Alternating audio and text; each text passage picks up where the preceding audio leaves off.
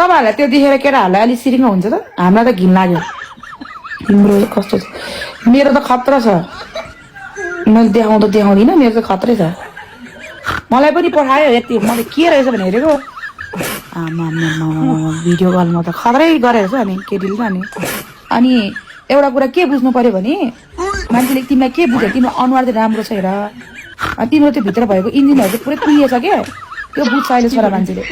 राम्रो केटीहरूको त इन्जिनै खराब हुँदो रहेछ भने बुझेछ अहिले के गरेको छैन लु म अब जे सिकोस् अब त जे परे नि परोस् भनेर झ्याप्पै देखाइदिन्छ रोटी त हेर्दा त्यो केटी भर्खर 19-20 वर्ष केटी होला त्यो भित्रको सामान पुरै कुहिएको छ फेरि त्यो केटीलाई भन्न चाहन्छु त्यस्तो नगर नानी अलि देखाउन लागेको भए पनि हुन्थ्यो कम्मर माथि त ठिकै थियो कम्मर मुनि त खोइ गएकै थियो कम्मर माथि ठिकै रहेछ कम्मर माथि त रोइ फाँडै रहेछ